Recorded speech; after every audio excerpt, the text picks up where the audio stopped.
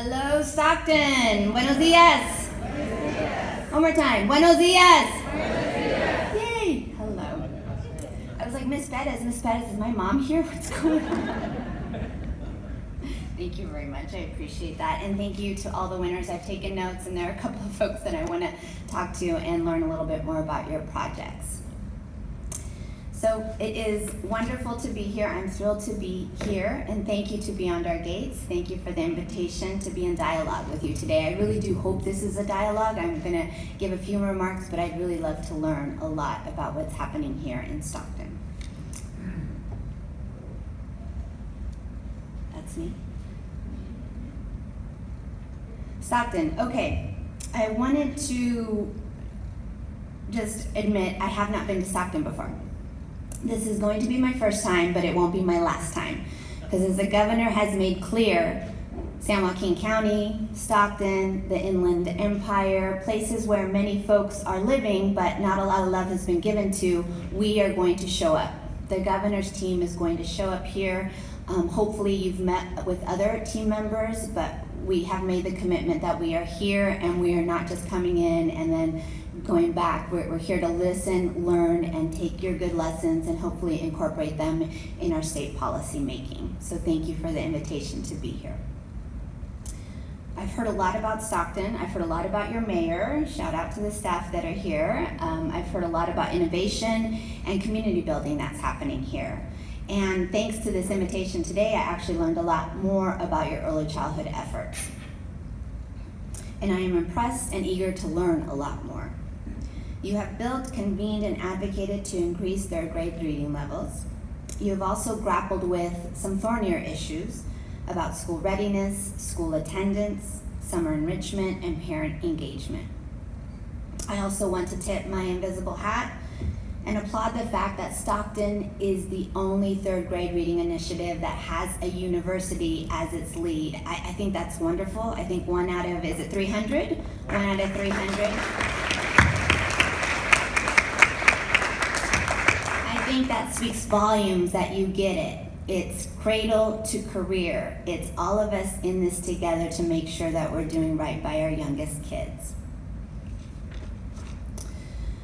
It shows that you get early childhood is not just about the first 8 years of a child's life, but rather is foundational for their overall life trajectory, for children as well as for our families and our communities. I also think your community-wide effort involving so many multiple cross-sector partners makes your work particularly powerful and something that we can learn from at the state. By agreeing to a shared goal amongst your multiple partners, Beyond Our Gates has recognized the layered needs of the whole child and what it takes to support their achievement. For our time together today, I was asked to share a few remarks about Governor Newsom and the team he has created and what his vision is for moving early childhood issues forward. Then, as I said, I hope that we can really have a dialogue where I'm learning and listening from you all.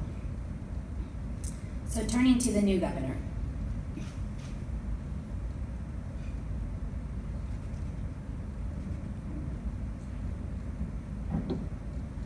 Today. Mike to the rescue. There we go, thank you. I am blown away by Governor Newsom's leadership, focus, energy, and concern for children and families. Never before have we seen such a broad and deep focus on early childhood issues. From how he staffed his administration to the bills and budget that have moved forward this year, it is a new era in California for kids and families. A few words about the staff because people have asked about the position that I'm in and his other new staff in the administration. So Governor Newsom's chief of staff is Ann O'Leary.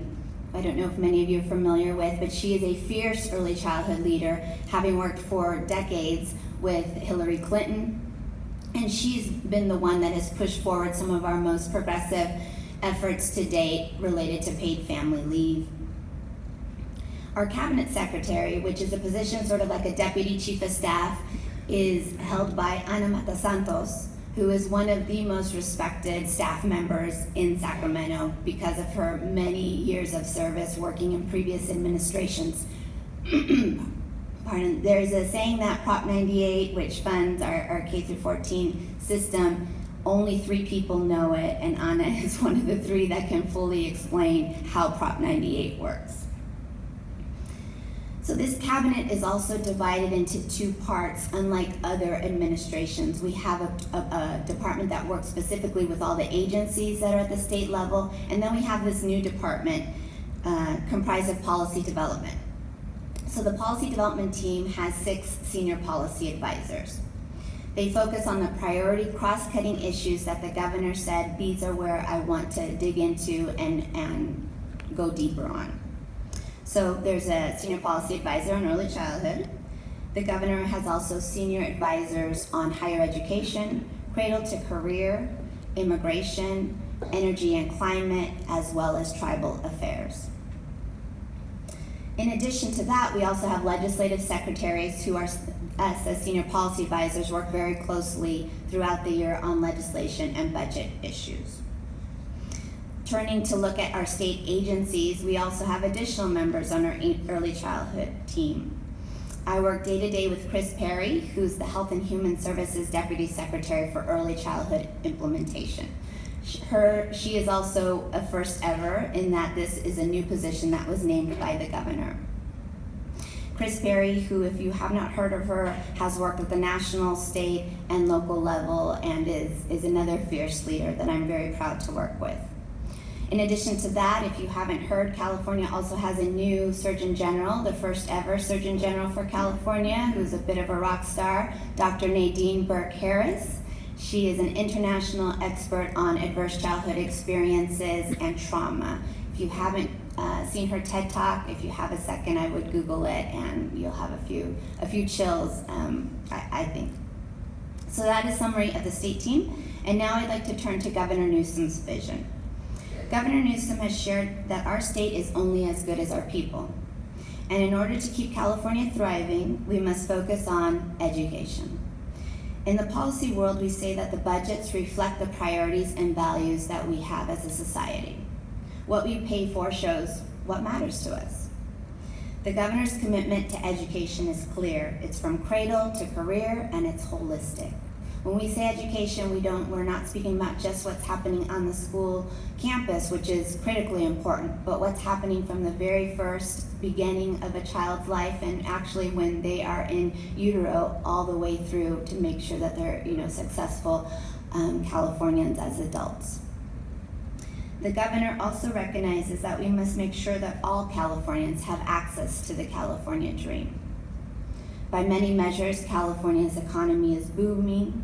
We are the world's 5th largest economy. We are the leaders in so many sectors. We are the envy of many other states and many other nations.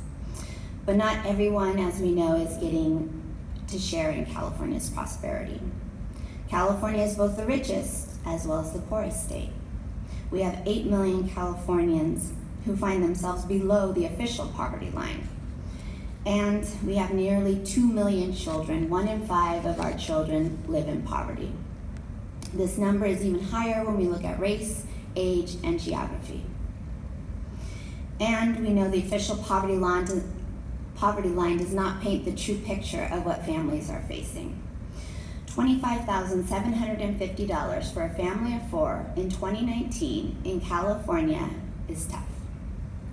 The cost of housing, healthcare, childcare, higher education are out of control for so many Californians, too many of whom are working hard but still falling behind. For Governor Newsom's team, addressing the affordability crisis and helping lift Californians out of poverty is our priority. We know that if we want to accomplish these goals, we need to start early, very early, with the youngest Californians. The state budget that the governor signed this year, the first of his tenure as governor, clearly demonstrates that there is a new era in California. This year's budget helps young children and their families in new and powerful ways.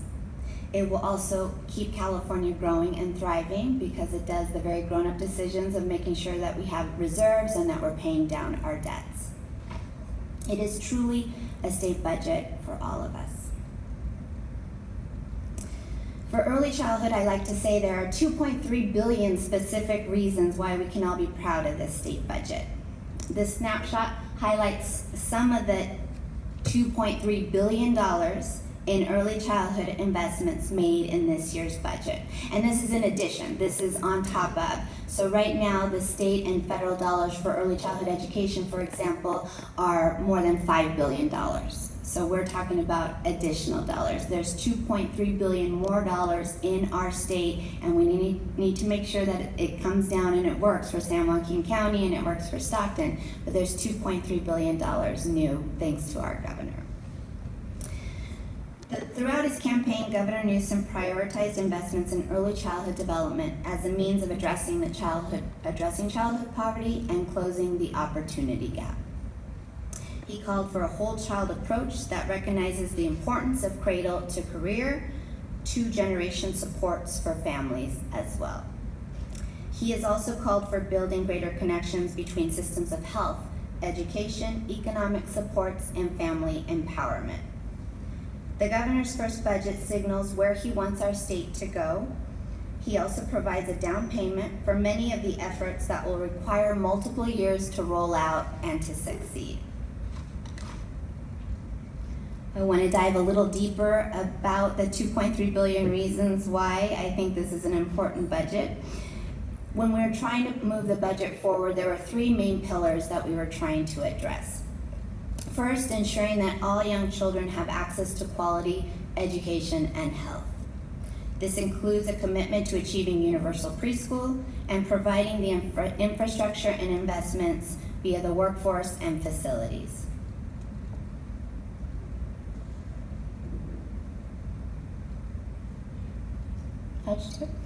There you go. I'm also very excited about the specific health components of this budget. For the first time, the state will be providing incentives to our medical providers so that we are moving up the rates, the number of babies and toddlers that are receiving developmental screenings. As we know, the American Academy of Pediatrics says that we need to screen for developmental delays at least 3 times before a child turns 3. So now we are making sure that California, which is at the bottom, near the bottom of how many kids are being screened early on, we're going to move that needle up. I'm also very proud of the fact that we are expanding home visiting by $135 million together, both for non-CalWORKs families and for low-income families. This is the first time the state itself is actually putting state dollars into voluntary home visiting programs.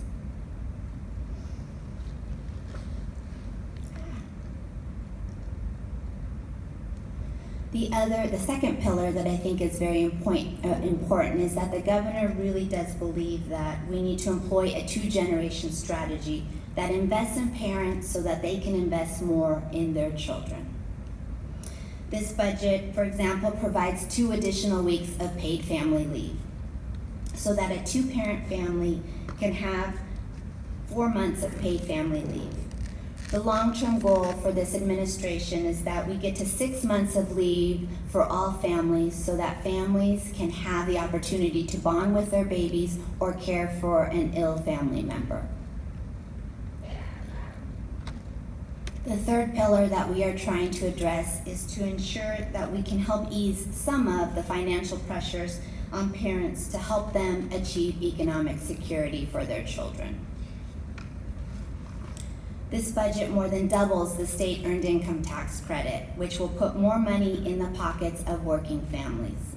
The governor, recognizing that child poverty has a long-term, lifelong impact on their success, also wanted to ensure that the EITC expansion explicitly supports the families of young children. So that is why there is an additional $1,000 for families with children younger than 6.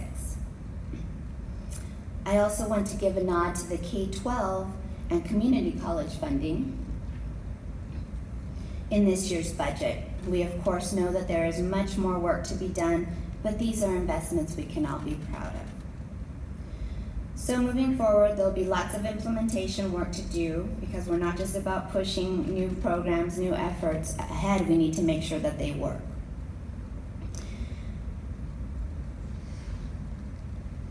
I wanted to also just share some of the opportunities that I hope we can all work together on as we move forward. Thanks to the state budget, there will now be a new master plan for early learning and care. What is the master plan? It's an action-oriented report, series of studies that will be due by October of 2020. It will detail the intricate steps of how we will achieve universal preschool and how we will create a comprehensive, affordable, quality childcare system for birth up through school age, up to age 12. It will look at questions of financing, facilities, quality, workforce, compensation, which we know is very key for our early learning community, access, and affordability. It will also build off of much of the great work that has already been done. We are trying to get to the how do we do this, not the what, but the how. Similar to how former Pat Brown had a master plan for higher education, Governor Newsom's master plan for early learning and care will serve as our state's roadmap for years to come. During this master plan process in this coming year, we also want to engage with our county and local partners as well as with the business community. Governor Newsom has said that the state alone is not going to solve this problem. We need to learn from the bright spots of what the work that you've done that works, as well as engage with our business community, because this is really something that matters to all of us to make sure that we're getting it right. The Early Childhood Policy Council. We also have a new 27-member body that will advise the governor, the legislature, the superintendent of public instruction on statewide early learning and care policy. The council will also have a parent subcommittee as well as a provider subcommittee. We want to ensure that the lived experiences of families are part of state policy making, so that's why it was very important that we made sure we have parents and providers helping advise us as well. And we will also turn to the important work, but not always the most glamorous work, of integration and coordination amongst agencies. State agencies that impact kids and families must create a seamless and coordinated system of care. We have started to have regular strike team meetings with key staff from Health and Human Services, Department of Education, the State Board of Education, and the Governor's Office to build trust and move forward together. The goal is to create a system with families and children at the center. We have a number of programs, a number of funding streams, but a family shouldn't have to know which program or funding stream is paying for the services. They should just be able to show up, one-stop shop. They ask for services. We do our best to provide the services. And a final note about the California for All vision that the governor promotes. I am proud to report that the governor is clear that in California we don't just tolerate diversity, we celebrate it. This matters for our kids and families because California is home to almost 11 million immigrants. Half of our California kids have at least one immigrant parent, and 60% of our youngest kids live in multilingual homes. The governor and the first partner have demonstrated their belief in a California for all. Earlier this year, our state officially celebrated Dia de los Niños, Dia de los Libros, Children's Day, Book Day. This was the first time that the state officially celebrated it, and I think it's important. The first partner, working with the network of First Five Commissions and the State Library, held a community day at the State Capitol lawn that celebrated early literacy, parent engagement, multilingualism. We know that as a state government, our primary role is on policy making and pushing legislation and budgets forward that will support children and families. But we can learn from and lift up efforts like Beyond the Gates that promotes community building. Look at all of you here. The fact that you're all here and that you care about this and that you know each other matters. That's what's going to move the needle. Policies absolutely will help, but it's you all that's going to make things happen for your community. The Stockton Family Day in the Park is also another way that you celebrate early literacy, in addition to the ongoing day-to-day that you do. Together in California, we will continue to lead as we make children a priority. We will continue to work toward a more just and equitable world for everyone, and we will celebrate the future that each of our children deserves. So thank you for all of your hard work to create a community-wide focus on early literacy. I look forward to learning much more about all of your efforts and partnering with you moving forward. Muchas gracias. Thank you very much.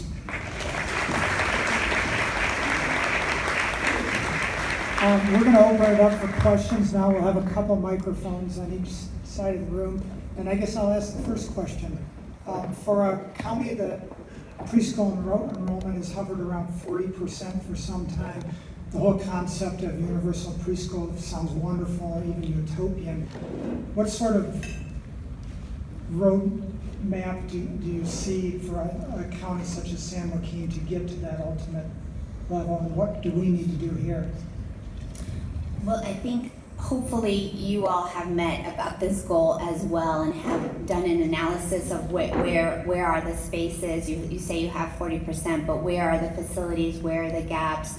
Is it, in certain places of Stockton that you really need to dig deeper and you need to build facilities, for example, or you need to work smarter and better with your family child care provider community to also support preschool. But at the state level, I can say our master plan for early learning and care is specifically focused on the goal at the state level of how do we get to universal preschool. And as I mentioned, the governor is also clear that this is looking at universal preschool, meaning for all of us, so that if you have a kiddo or your daughter or son is having a baby soon and they're going to have a kiddo, we are going to find a way that all of us have access to preschool, because the governor believes that the year before kindergarten, whether it's TK or whether it's preschool, matters to all of us, that we have access to that. So that's a pretty big chunk of change, as you can imagine, but I think we need to get smart and creative about how we look at how California can achieve that.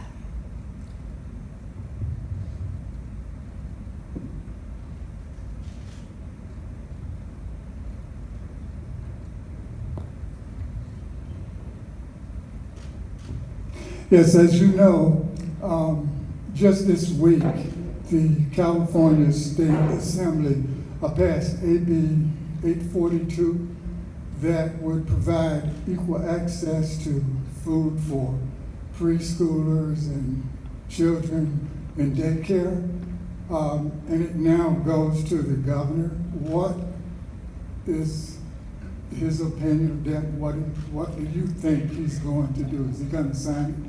And secondly, the willful defiance law. Would you speak to that also, and your opinion on the impact that it's going to have on children who are lagging behind as far as reading and other academic progress is concerned?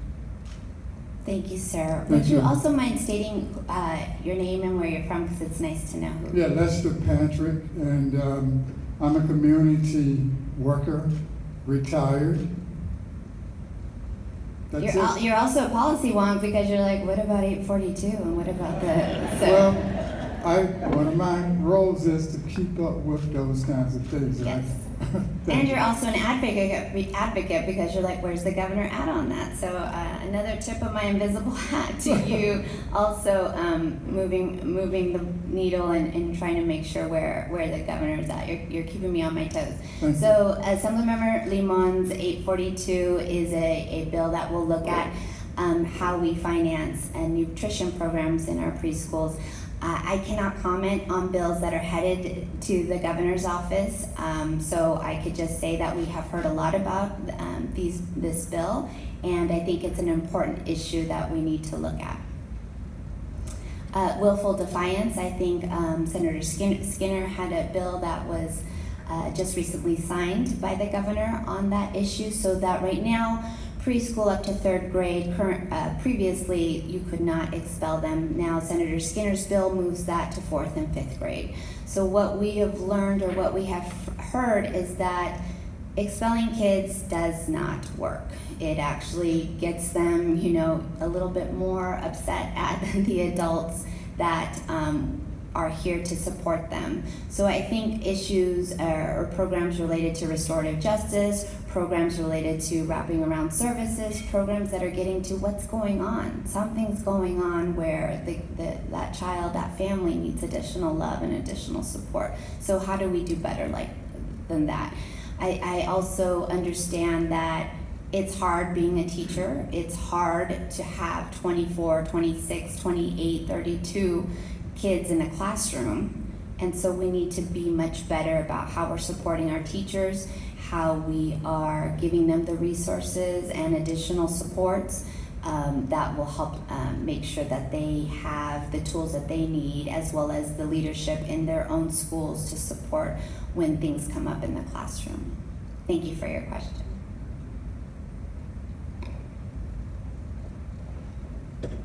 Someone's waving over there and she's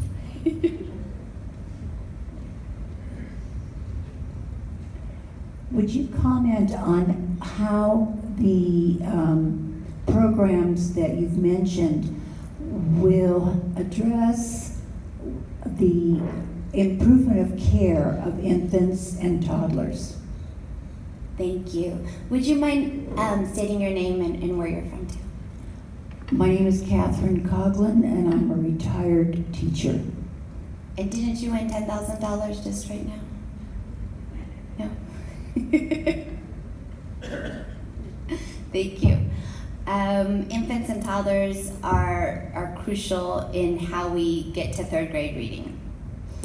And our budget addresses issues related to childcare. So we have additional spaces for childcare, and our childcare is for 0 to 12. So infants and toddlers will get additional services so that their parents who are going to work will know that their child is in a safe, quality childcare setting. So in childcare, we're looking at infants and toddlers, and we're also trying to look at the lens through health. How do we support young children? So the developmental screenings issue that I raised, making sure that children are screened at 9, 18, and 30 months so that we are addressing developmental delays much earlier.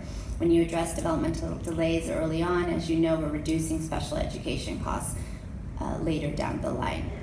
I think the home visiting program, which are for birth, many of the programs are birth to age 2 or birth to 5, also look at infants and toddlers.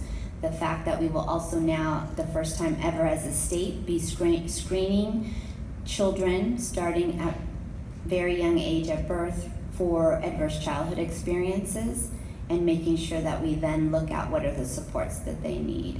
I think paid family leave is another huge issue that will get to the ittiest of babies, in that from birth to 4 months at this point, we will have, many families will have the opportunity to stay with their children. We know that we need to do more for paid family leave so that all families, working families who rely 100% on their wages, can make sure that they also have that option. But I think these are some of the efforts that we as a state are trying to say babies matter. We need to also, when we talk about preschool, we also need to talk about infant and toddlers. Thank you. Good morning, I'm Lindsay Dolce with the Reading Corps, and I don't live in Stockton, but we're starting our program in Stockton. I just, more than anything, wanted to acknowledge, I work nationally, and I've been in a lot of different states, and previously worked in Colorado under Governor Hickenlooper, and I have to acknowledge and say just publicly that the work that's happening here in California is amazing, and the commitment that the governor has made to early childhood. I mean, just those slides that you just went through, I just want to acknowledge for a moment that that's beyond exceptional. So I just want to say thank you. That's what I'm saying too. I know. Thank you very much. Yeah.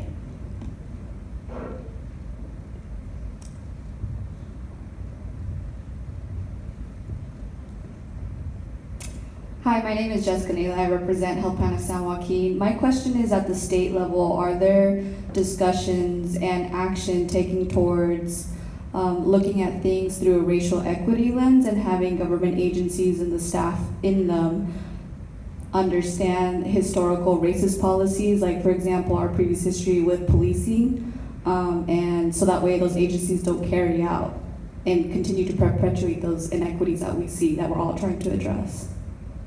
Thank you.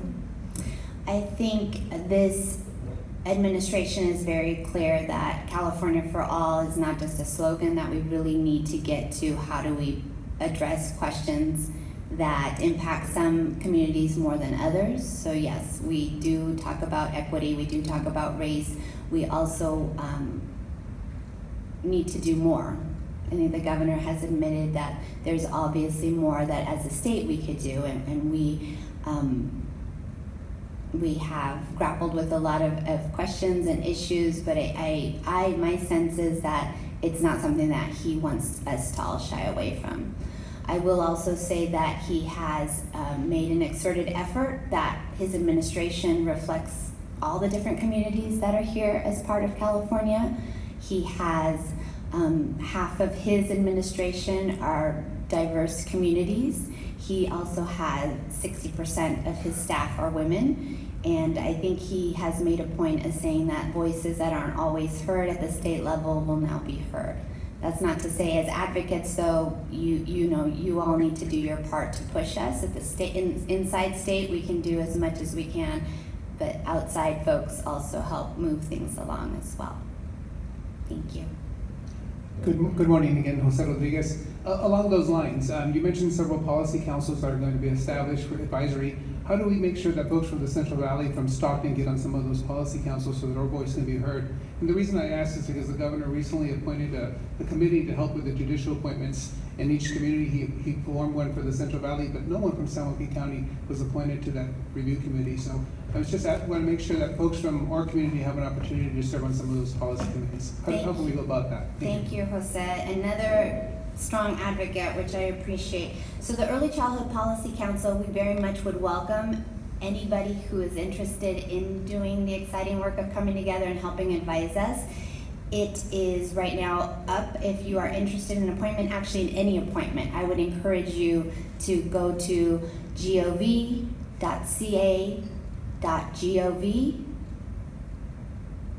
and on that there's an appointments. You click on it, you'll get a drop down, and you can look at all the different agencies.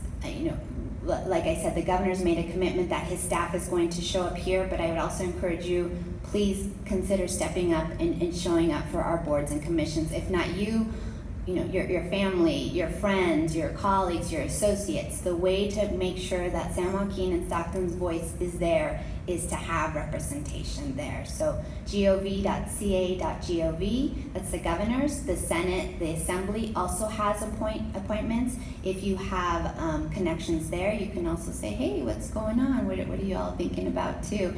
And yes, that's a really great point. I myself can't say there will be a Stockton representative or a San Joaquin representative, but duly noted, and we will make sure to look at that. Thank you. So good news, K. Roostaller Family Resource and Referral Center, and I'm happy to let you know that the Senate Rules Committee actually affirmed my appointment this week. So I haven't had time to take my oath yet, but I will be a representative on the EC Policy Council. So I really look forward to working with you and getting to know you and representing San Joaquin County and the Central Valley. And one question before I sit down is, can you tell us, and I feel like I should know this, but where are we at with regard to facility funds for preschools in the state budget? Yes, thank you. Let me get the exact number because it changed during the budget negotiations. We have $263 million more for early learning and care facilities. That is for center-based as well as family child care homes. That's the first time ever that we've also tried to look at how do we support family child care homes and their modernization efforts. So that is moving along. It's through the Department of Education now. Agencies take a little bit of time to get monies out, but that is in the pipeline. And there also are discussions about a 2020 bond where there could potentially be additional dollars for preschool on up. Hi, Angel Ann Flores, and School Board Trustee Area 2 for Stockton Unified. And my question is to piggyback on the questions regarding willful defiance and the restorative. I was just wondering has there been any suggestions on meeting with our county Office of Education and our probation departments when it comes to discussing the suspension rates and then how they fall into the school to prison pipeline?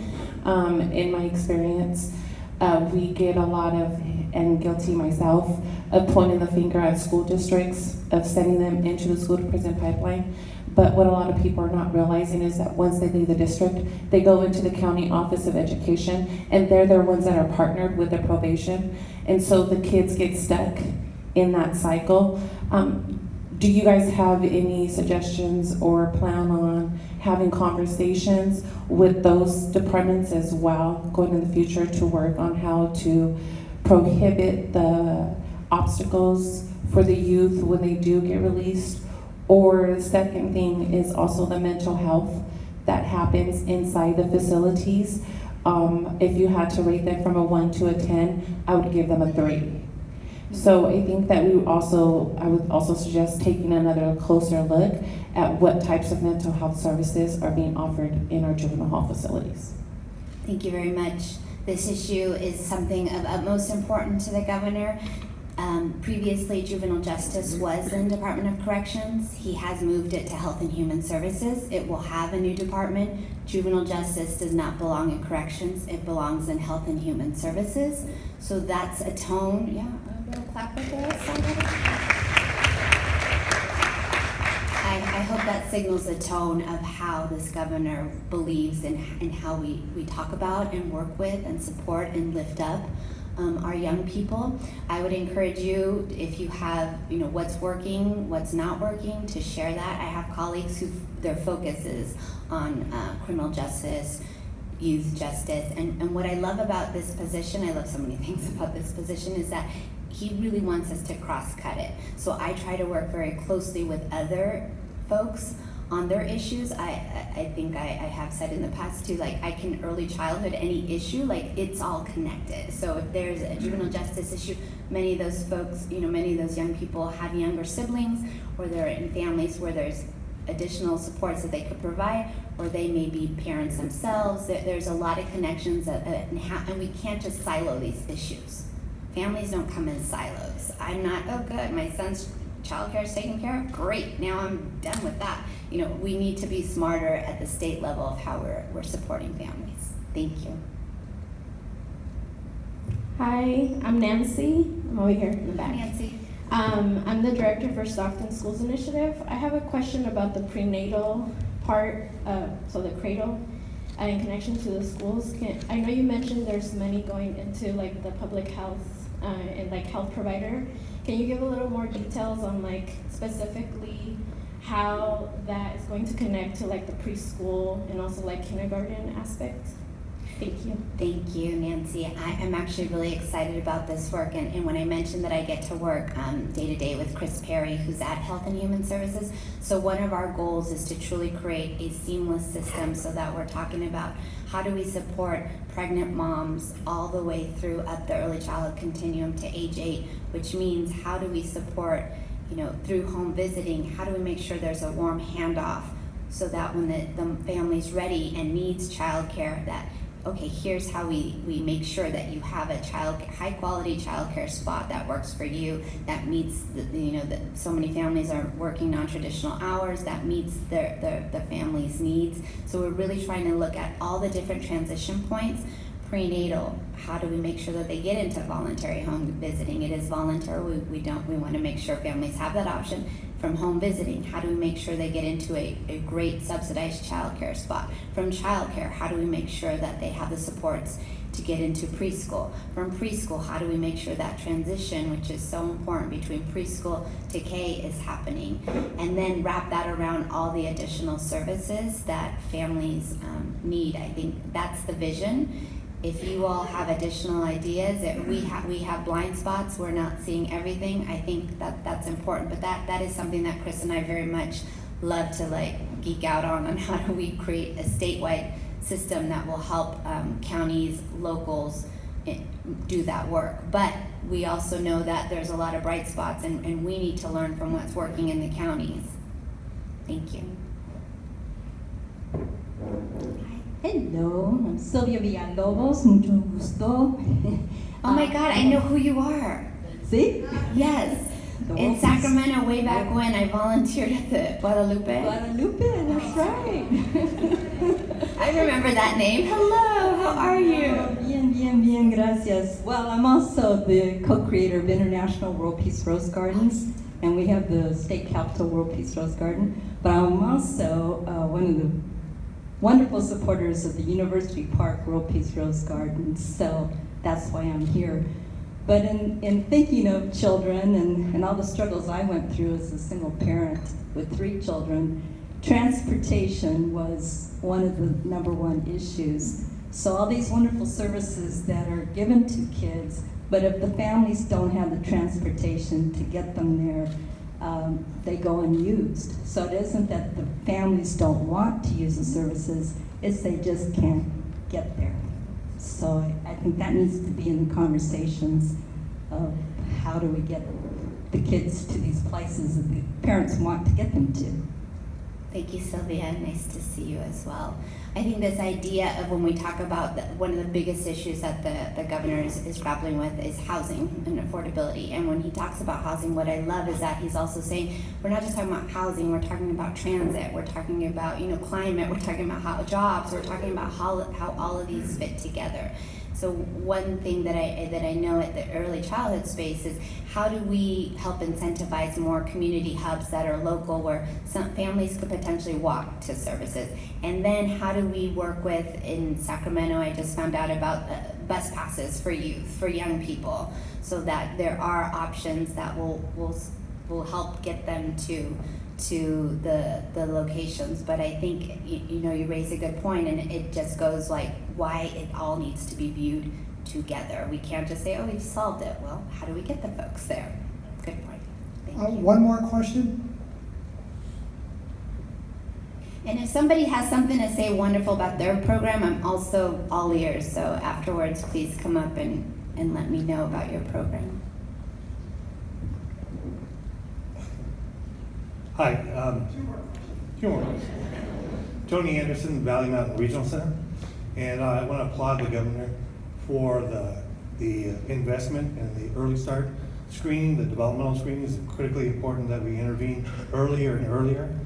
We can make a very big impact on the development of a child and sometimes prevent lifelong need for disability services.